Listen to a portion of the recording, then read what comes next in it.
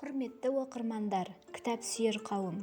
Қараша айында Көктал ауылдық кітапханасына жаңа келіп түскен кітаптар топтамасымен таныс болыңыздар. Сіз білесіз бе, Бөрі тастаған, Толағай, Мыңжылқы, Баянауыл, Бурабай жерлері неліктен солай аталғанын?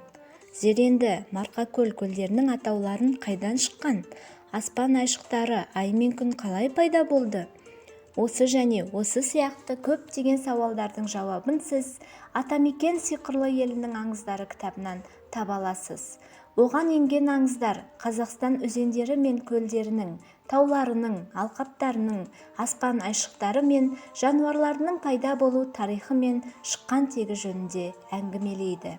3 тілде қазақша, ағылшынша және орысша шығарылған. Кітап мектепке дейінгі және мектеп жасындағы кіші балаларға, сонымен қатар тәрбиешілерге, мұғалімдерге, ата-аналарға арналған. Кітапқа тоқтала кетсек, әдемі, форматы үлкен, көркем безендірілген, оқығанға ыңғайлы және өте қызықты. Шығарылған жері Шымкент қаласы Шұғыла кітап баспасы, 200 беттен тұрады. Кітаптың ішінен бір аңызды айтып өтсем. Жер тарихы туралы аңызға үңілсек, көне көз қариялар жердің пайда болуы жөнінде әңгіме айтатын. Жерде 2 көк өгіз мүйізімен көтеріп тұрады екен. Жердің беті бір тегіс жалпақ болады екен. Жыл мезгілі ауысқан кезде әлгі көк өгіз жерді бір мүйізінен екінші мүйізіне ауыстырады. Ал егер 2 көк өгіз орындарды ауыстырған жағдайда жер сілкінеді екен деген аңыз бар.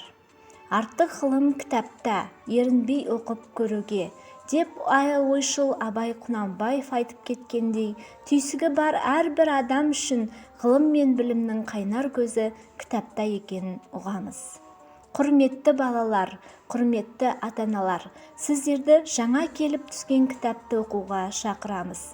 Сіздер үшін кітапхана есігі әрдайым ашық.